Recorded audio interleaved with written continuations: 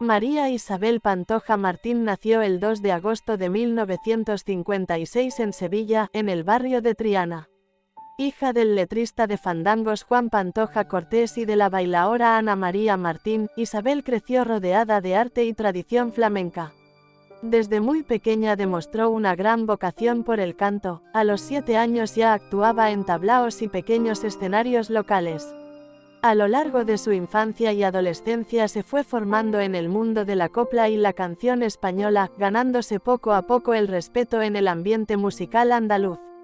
En 1974, con tan solo 18 años, grabó su primer álbum titulado Isabel Pantoja, que contenía canciones de León y Solano que mostraban su potente voz y su sensibilidad artística. Al año siguiente lanzó Que dile y dile, trabajo en el que comenzó a consolidar su estilo personal con temas que conectaban con el público. En 1976 apareció Niña Isabela, disco donde profundizó en la copla y donde su madurez artística ya se hacía evidente. Durante los años siguientes, Isabel Pantoja continuó su ascenso musical y popularidad. En 1981 lanzó 2 álbumes importantes, Amante, Amante y A la Limón. En 1982 publicó Viva Triana, homenaje a su barrio natal, que reafirmó su posición como una de las voces más destacadas de la canción española. En 1983 llegó Cambiar por ti, un álbum que mostró una faceta más contemporánea y que incluyó baladas y temas más personales. Sin embargo, su vida personal tuvo un giro trágico en 1984, cuando su esposo, el torero Francisco Rivera Pérez, conocido como Paquirri, murió a causa de una cornada durante una corrida en Pozo Blanco. La muerte de Paquirri conmocionó a España y afectó profundamente a Isabel, quien se retiró de la escena pública durante un tiempo para vivir su duelo en privado. Tras ese periodo de silencio, en 1985 Isabel Pantoja regresó con fuerza con su álbum más emblemático hasta ese momento, Marinero de Luces.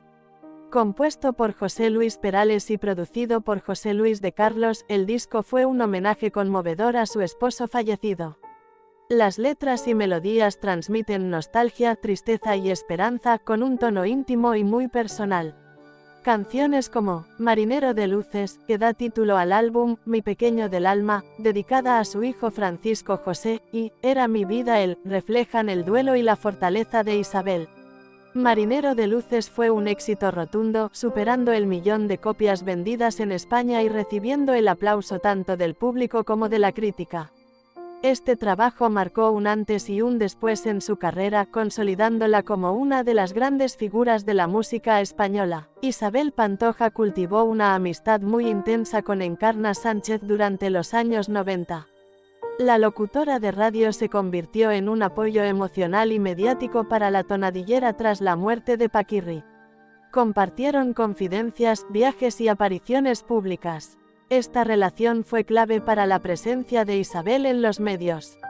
Sin embargo, con el tiempo surgieron celos, reproches y la relación se enfrió hasta romperse por completo, sin explicaciones claras.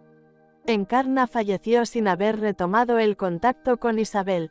Más adelante, Isabel entabló una profunda amistad con María del Monte, también cantante renombrada del folclore andaluz. Aquella conexión fue ampliamente publicitada. En 1995 aparecieron juntas en la playa de Cádiz, entre risas y complicidad, lo que despertó gran interés mediático e incluso contribuyó a que la relación con Encarna se deteriorase. En octubre del mismo año, Isabel decidió adoptar a Isa, nacida en Perú bajo el nombre de Andrea Celeste.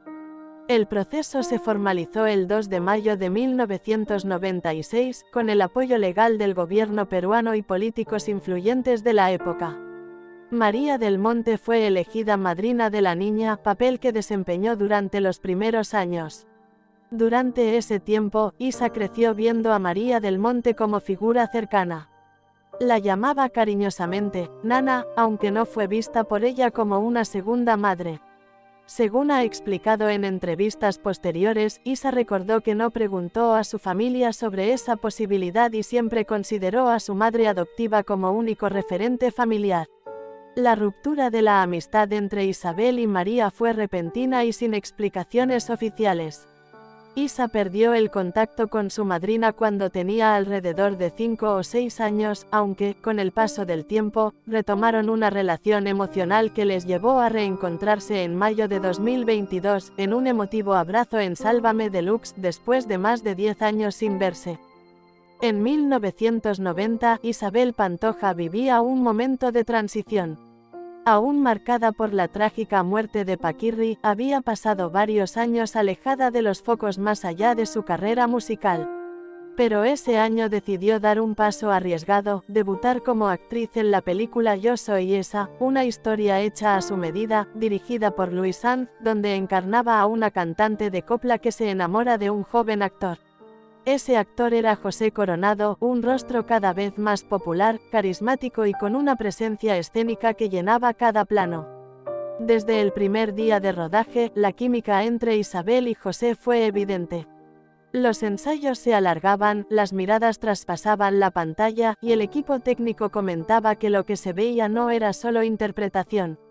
Isabel, con su carácter reservado, y José, con su encanto natural, comenzaron a generar rumores que pronto llegaron a la prensa. Pero la historia era más compleja de lo que parecía. José Coronado estaba en ese momento con Paola Dominguín, con quien tenía un hijo, Nicolás. Y fue precisamente Paola quien, años más tarde, reveló que el actor le confesó haberse enamorado de Isabel Pantoja durante aquel rodaje. Según sus propias palabras, me dijo que estaba enamorado de ella. Le dije, pues disfruta y adiós, muy buenas. Esa frase cerró de forma elegante una relación rota por una pasión inesperada. Sin embargo, quien dio más detalles fue el periodista Carlos Ferrando, uno de los cronistas más agudos del corazón en esa época. En sus memorias, Ferrando narró que Paola echó literalmente a Coronado de casa tras descubrir que se había liado con Isabel Pantoja durante el rodaje. Según contaba, la historia no era un simple rumor, Paola los descubrió y la relación quedó al descubierto. El periodista describía cómo José regresó al hogar con aire culpable y terminó confesando todo, mientras Paola, enfurecida, lo expulsó sin contemplaciones. Ferrando siempre insistió en que aquella relación fue mucho más que un escarceo de rodaje, aunque breve, fue intensa y real. Pese a todo, ni Isabel ni José confirmaron nunca públicamente lo sucedido.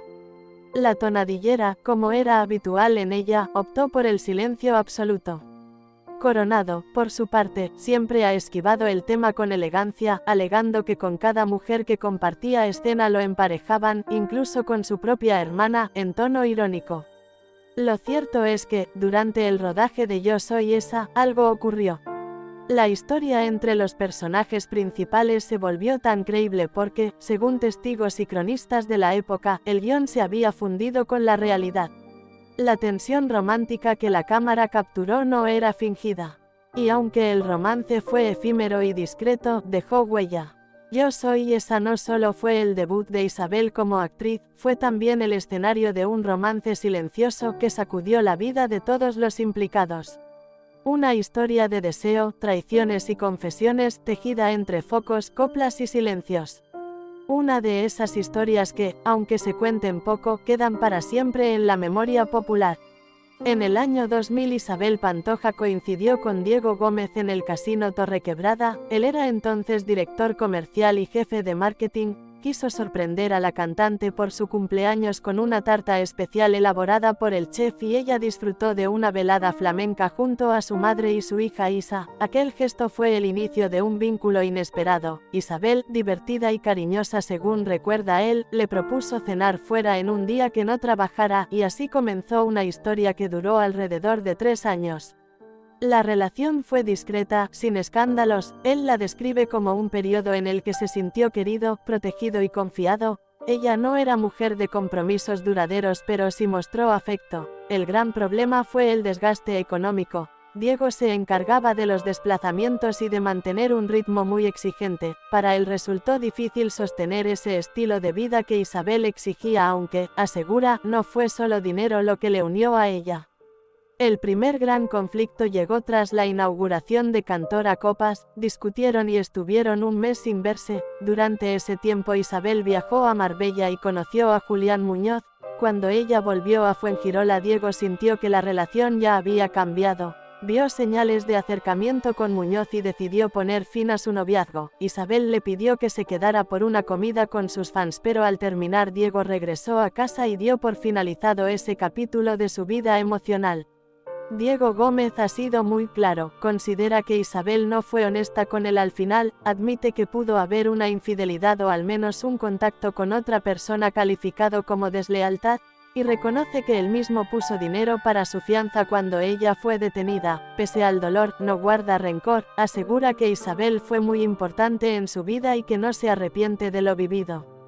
La historia entre Isabel Pantoja y Diego Gómez fue intensa pero señaladamente discreta, una relación que combinaba afecto, complicidad y sacrificios. Para él representó un momento relevante y emocionalmente auténtico, para ella, un refugio en tiempos de fama y reconstrucción, y aunque aquel romance terminó, sus huellas permanecen en lo que ambos han contado públicamente con respeto y sin teatralidad.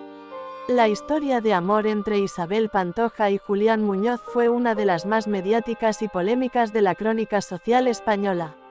Todo comenzó a principios del año 2003, cuando Isabel, ya una figura consolidada de la música y admirada por millones, conoció a Julián Muñoz en Marbella, ciudad donde él ejercía como alcalde y donde ella pasaba largas temporadas. El encuentro fue casual pero inmediato. La conexión surgió entre cenas, eventos benéficos y actos públicos, y pronto se transformó en una relación sentimental que no tardó en salir a la luz. Desde el principio, la pareja generó un revuelo inmenso. Isabel venía de una etapa de discreción tras la muerte de Paquirri y la maternidad, y Julián era un político casado, con una imagen conservadora y poco acostumbrado a los focos del corazón. Cuando la relación se hizo pública, las cámaras los siguieron sin descanso.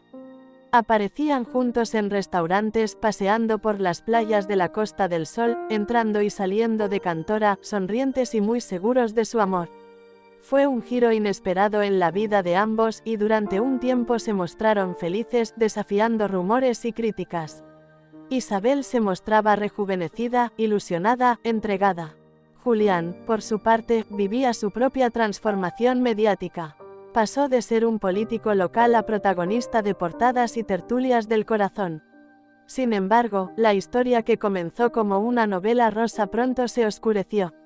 En 2006 estalló el caso Malaya, la mayor operación contra la corrupción urbanística en España. Julián Muñoz fue detenido, acusado de múltiples delitos económicos cometidos durante su etapa en el Ayuntamiento de Marbella.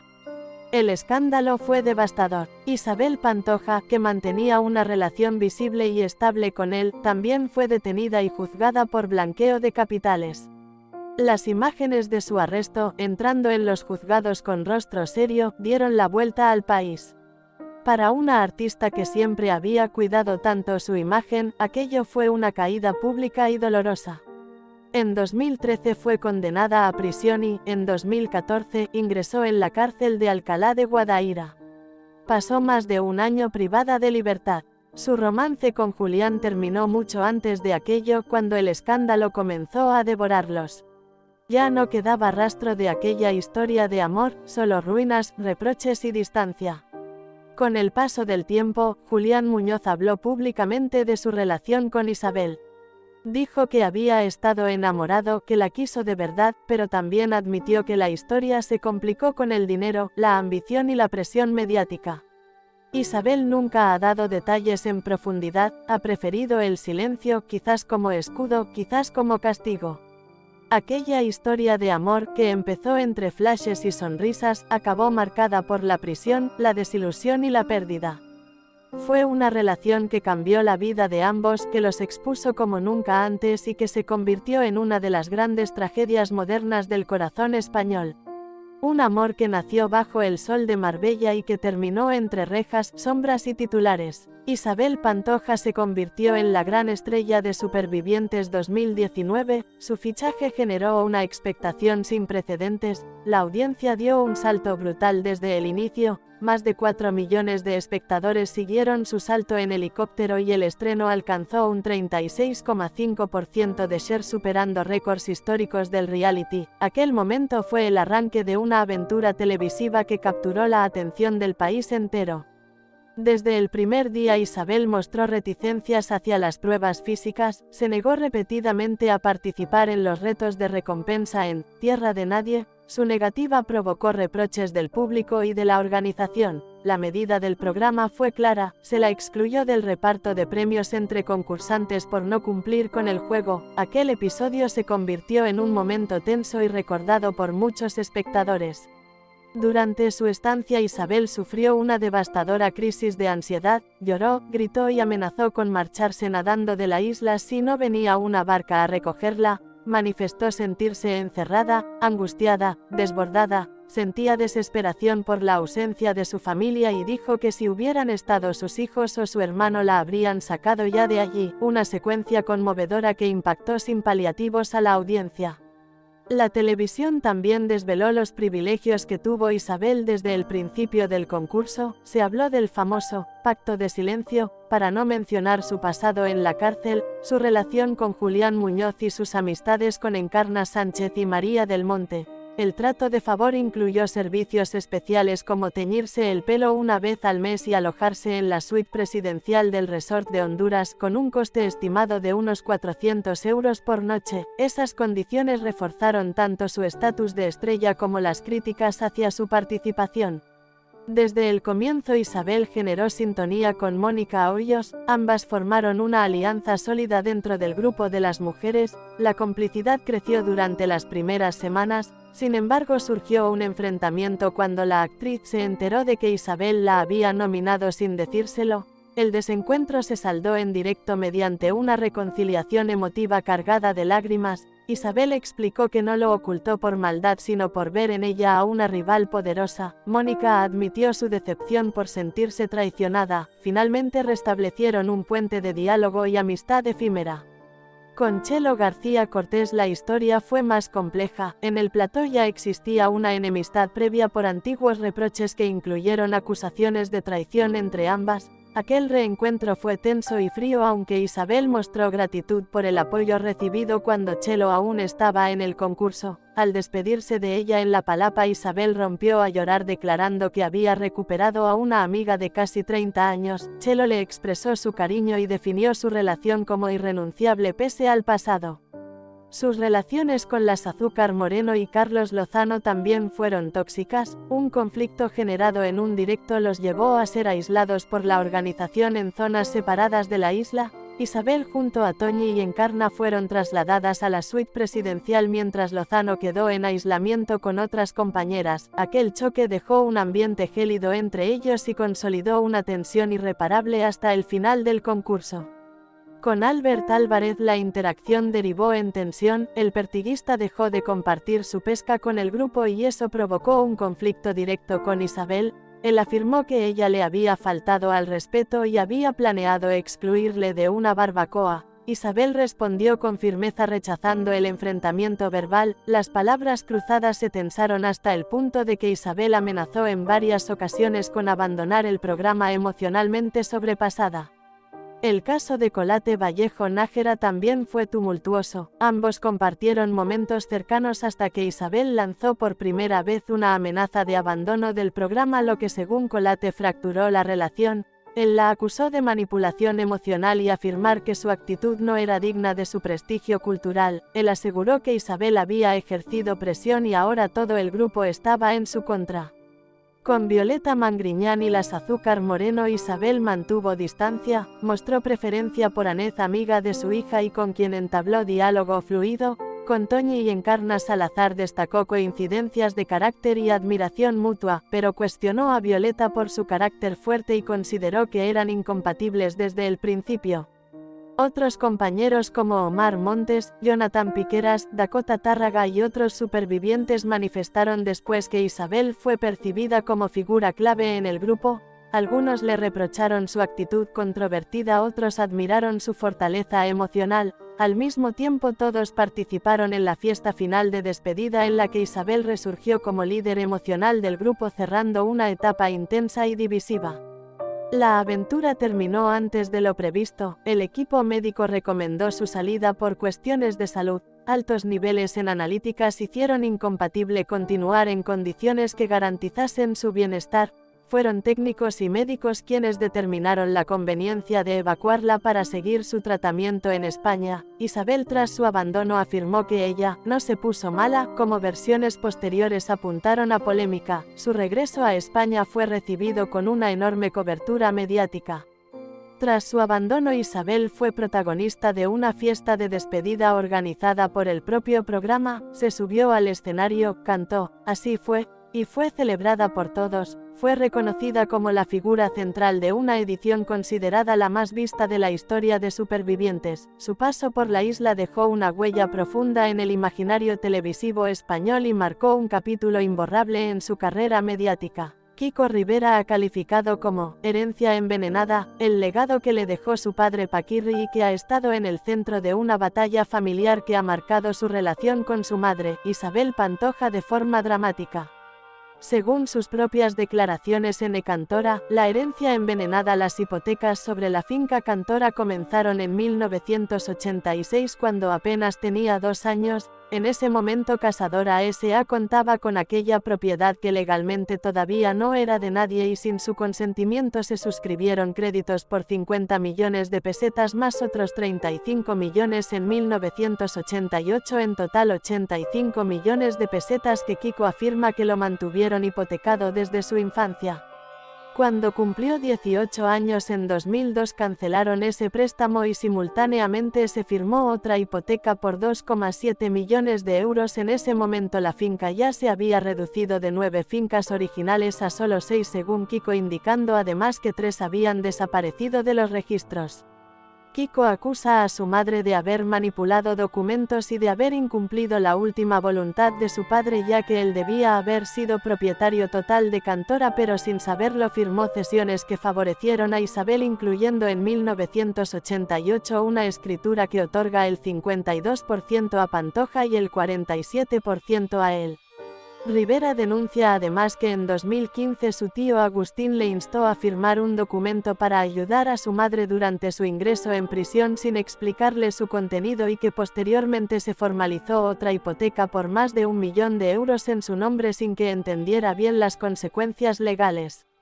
En varias entrevistas ha afirmado sentir que su madre le ha utilizado como una tarjeta de crédito humana, sosteniendo que se dio cuenta de la magnitud del engaño al leer los documentos que sus abogados consiguieron tras décadas confiando plenamente en ella. Desde entonces ha emprendido acciones legales para revocar poderes que otorgó a su madre y su tío y ha advertido judicialmente que si no hay diálogo público y transparente tomará medidas por el posible uso indebido de esos poderes. Expertos legales han señalado que impugnar el reparto de la herencia resulta extremadamente difícil debido a los plazos legales ya caducados para impugnaciones desde que alcanzó la mayoría de edad, aunque reconocen que la capitalización del usufructo que Pantoja realizó puede haber distorsionado la voluntad testamentaria original. En suma, lo que Kiko Rivera denomina herencia envenenada se refiere a la gestión de la finca Cantora desde temprana edad mediante hipotecas y cesiones que considera fraudulentas y contrarias a la intención de su padre y que han desencadenado una ruptura familiar irreversible.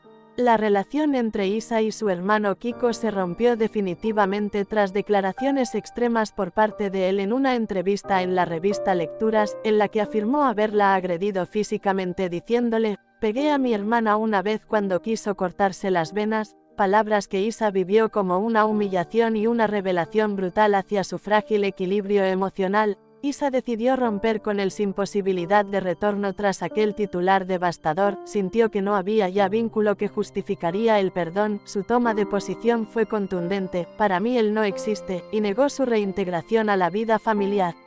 La percepción de Isa es que Kiko solo acude a ella cuando necesita justificar algo públicamente o cuando atraviesa una crisis personal. Ella lo acusa de utilizarla como altavoz de sus problemas mientras ella misma atraviesa momentos difíciles en público y privado, y considera que a lo largo de los años fue víctima de un trato emocional injusto por parte de su hermano. Para ella esa inconsistencia provoca desconfianza absoluta. Ella lo culpó de revivir heridas familiares sin mostrar empatía real hacia su persona.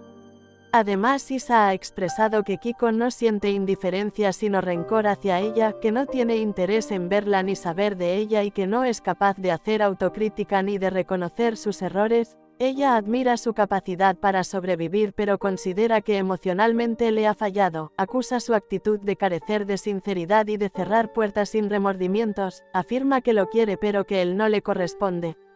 Para ella aquel episodio en Cantora en el que emergió la llamada manguera humillante fue otro punto de inflexión, una muestra de un patrón de conducta que la marcó desde su adolescencia. Isa ha hablado de lesiones emocionales profundas que le echan sombra a cualquier intento de reconciliación familiar.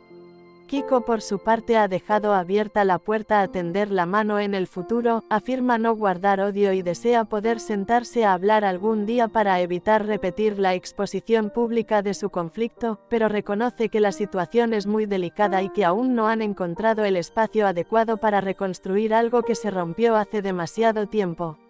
En resumen, el distanciamiento entre Isa y Kiko nace de una mezcla intensa de reproches públicos dolorosos de ambos que rompieron la confianza emocional, ese episodio público que Isa calificó como devastador y la falta de gestos de reconocimiento que acabaron por convertir lo que en un momento fue una relación de afecto en un desencuentro irreversible para ella. La distancia emocional actual parece difícil de revertir aunque algunos insistan en tender puentes. Juan Gabriel entró en la vida de Isabel Pantoja a finales de los años 80 cuando ambos compartieron un encuentro artístico y personal que cambiaría su destino musical. Fue él quien produjo el álbum Desde Andalucía en 1988, compuso para ella canciones como Así fue y cimentó una amistad intensa con ella. Aquella mirada compartida fue el inicio de una relación de confianza profunda en la que el cantante mexicano no solo se convirtió en su padrino musical sino también en un confidente que la ayudó en momentos difíciles. Para Agustín, la amistad con Juan Gabriel fue una oportunidad profesional y personal única. Vivieron juntos en México durante años. Juan Gabriel lo apadrinó intentando impulsar su carrera musical y le abrió puertas clave que él siempre agradeció desde lo más íntimo de su entorno familiar. Juan Gabriel llegó a plantear a Isabel tener un hijo con él mediante inseminación artificial. Ella rechazó la propuesta argumentando su lealtad a Julián Muñoz, una decisión que marcó el límite de su grado de cercanía, aunque su vínculo personal siguió siendo fuerte hasta su muerte. La muerte del Divo de Juárez, el 28 de agosto de 2016, fue un golpe devastador para Isabel Pantoja. Ella lloró profundamente, escribió una carta emotiva en la que se preguntó por qué no le esperó y expresó un dolor irreparable por la pérdida de un amigo del alma, un hermano artístico y emocional que representaba una extensión de su familia. En los conciertos posteriores, Isabel dedicó canciones como Hasta que se apague el sol, tema que Juan Gabriel compuso para ella, lo nombró compadre del alma y le rindió homenaje con lágrimas y palabras sentidas ante públicos que lo recordaban como parte de su propia historia. Su muerte también supuso un revés para Agustín, que era uno de sus más estrechos confidentes en Madrid. Él fue quien le comunicó la noticia, lo vio caer como una referencia vital que le abría caminos y le brindó apoyo familiar constante. El fallecimiento representó una pérdida doble que también afectó profundamente a la familia Pantoja. Isabel Pantoja y su hermano Agustín llevan meses planificando un cambio radical en su vida. Han decidido dejar Madrid y barajan la opción de irse a vivir al extranjero, muy posiblemente a República Dominicana, más concretamente a Punta Cana, donde podrían reconstruirse con más tranquilidad y sin presión mediática constante. El detonante inmediato de esa decisión fue la no renovación del contrato de alquiler de la casa en La Finca, una urbanización exclusiva de Madrid donde residían ambos. El casero y la agencia se negaron a seguir alquilando y eso obligó a buscar una alternativa fuera del país. Además del problema del alojamiento, hay factores personales y profesionales que empujan a Isabel a dejar España. Ella quiere preservar su anonimato y escapar de un entorno mediático que no le deja descansar, y al mismo tiempo preparar una gira internacional que la llevará por América Latina, Estados Unidos, Europa y Portugal. Su hija Isa Pantoja ha afirmado que el gran sueño de su madre es irse a vivir a América porque el encierro en Cantora y luego en Madrid no le ha beneficiado. Su aislamiento le ha generado conflictos familiares constantes y preguntas incómodas que ella evita, y en América no hay prensa tras ella cada día. Sin embargo, los planes se han visto frustrados por Hacienda, pues Isabel acumula una deuda con el fisco de más de 1 millón de euros y figura en la lista de morosos. Como consecuencia, las autoridades le han prohibido salir de España. Se le exige autorización previa para cualquier desplazamiento, incluso dentro del país, lo cual imposibilita su traslado al extranjero. Pese a ese revés, la cantante ya ha iniciado los trámites migratorios y ha estudiado varios destinos como Puerto Rico, México o República Dominicana, aunque México no termina de convencerle por inseguridad o desconexión profesional, y en realidad lo que más le atrae es el Caribe porque le brinda privacidad y reposo lejos del juicio público. La posibilidad de mudarse no se trata solo de cambiar de residencia, sino de cerrar una etapa agotadora y simbólica. Isabel ya no quiere volver a Cantora ni seguir en Madrid, busca centrar su energía en su documental y su gira, trascendiendo la constante exposición y los conflictos familiares que la rodean. En resumen, Isabel Pantoja quiere irse de España por motivos prácticos como el desalojo inminente de su casa en Madrid, por cuestiones personales como la necesidad de preservar su salud emocional y alejarse de los escándalos familiares, y por razones profesionales como preparar su nueva gira desde un lugar más estratégico y con mayor tranquilidad. Durante su juventud, Isabel Pantoja mantuvo una relación muy cercana con su primo Antonio Cortés, conocido artísticamente como Chiquetete. Ambos compartían la misma pasión por el flamenco y por el arte, nacidos en el seno de una amplia familia de tradición cantaora. Fue precisamente Chiquetete quien le abrió las primeras puertas del mundo artístico. En los años 60, cuando él ya trabajaba en un tablao en Palma de Mallorca, contrató a Isabel para actuar junto a él. Aquella primera oportunidad fue clave para que la joven grabara allí su primer disco recopilatorio, que incluía interpretaciones flamencas tradicionales. Durante esa etapa, Isabel lo consideraba no solo un familiar, sino un referente profesional. A lo largo de los años 70 y principios de los 80, la relación entre ambos se mantuvo cordial. Isabel ya había despuntado como artista de copla y canción popular, mientras que Chiquetete comenzaba a consolidarse como una figura importante del flamenco melódico. En muchos espectáculos compartían cartel, y él solía acudir a conciertos suyos como invitado. Sin embargo, con el tiempo, el vínculo se fue desgastando, y el motivo principal del distanciamiento fue personal. El conflicto estalló de forma definitiva cuando Isabel Pantoja tomó partido públicamente por su amiga Raquel Bollo, quien entonces era pareja de Chiquetete. Raquel denunció malos tratos y agresiones durante su relación con el cantaor, y la tonadillera se posicionó claramente a su favor, tanto en privado como en intervenciones públicas. A partir de entonces, la relación entre Isabel y Chiquetete se rompió por completo. Ya no volvieron a hablarse. El distanciamiento fue absoluto, y muchos allegados aseguran que nunca más se cruzaron palabra. Cuando Chiquetete falleció el 16 de diciembre de 2018 en Sevilla, Isabel Pantoja no asistió al funeral ni envió condolencias públicas. Su ausencia fue muy comentada en medios de comunicación y en el entorno flamenco, donde muchos interpretaron aquel gesto como la confirmación del doloroso alejamiento entre primos. La familia de Chiquetete no la esperaba, sabían que el vínculo estaba roto desde hacía años. No obstante, Isabel no ha borrado del todo el recuerdo de su primo. En una de sus apariciones en televisión, concretamente en un programa de talentos donde era jurado, un joven concursante interpretó una canción de Chiquetete. Isabel se emocionó visiblemente y llegó a cantar un fragmento del tema conmovida, mostrando respeto por su legado artístico. Ese momento fue especialmente recordado por el público, ya que fue la primera vez en mucho tiempo que la tonadillera evocaba a su primo con afecto. Por otro lado, Silvia Pantoja, también prima de Isabel e hija de una hermana del padre de ambos artistas, ha tenido una relación mucho más conflictiva con la cantante.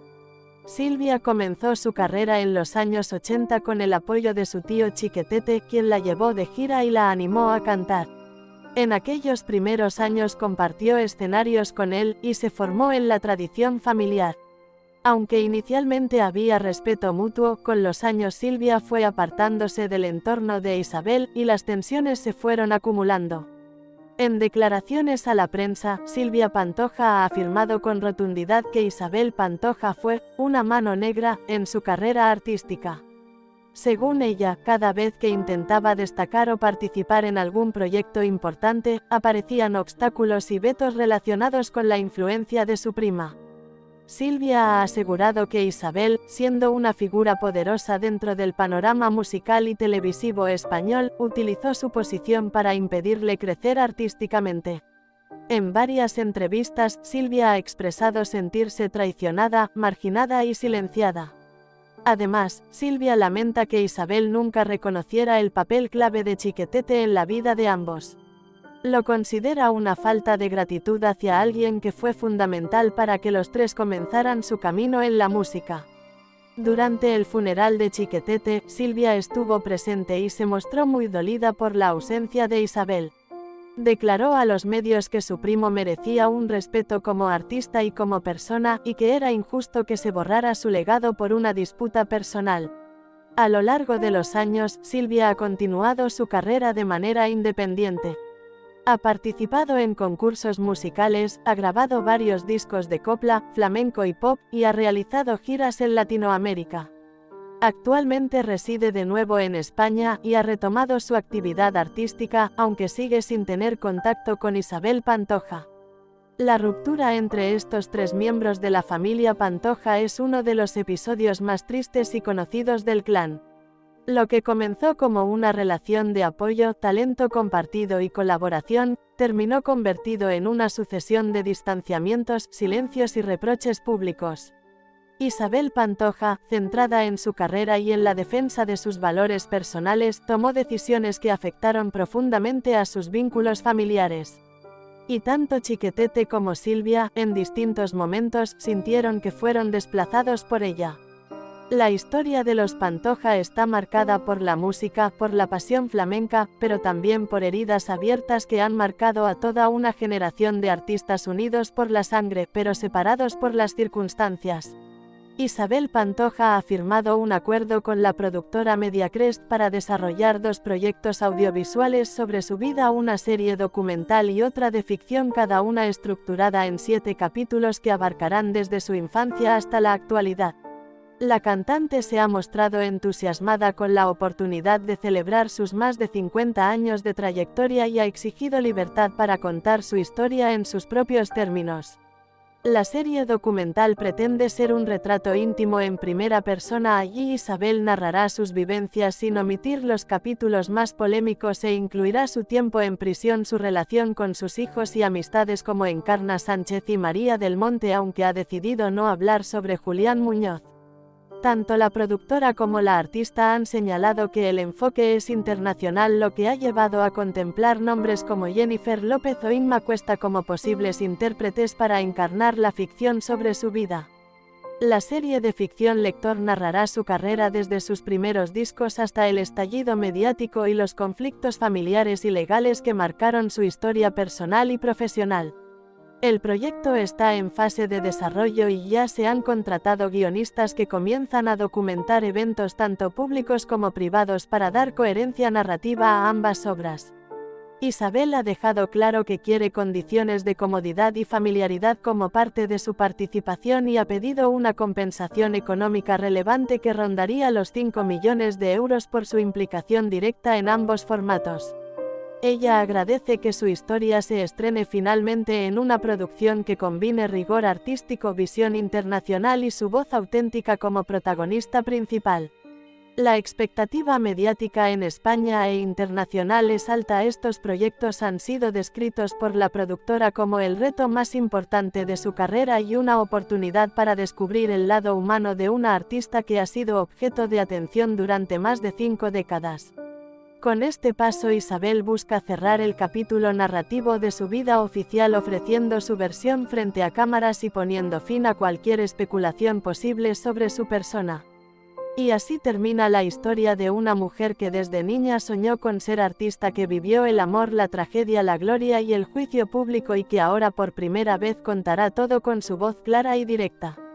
Y si hay una canción que puede resumir todo lo que ha sido Isabel Pantoja, esa es Así fue.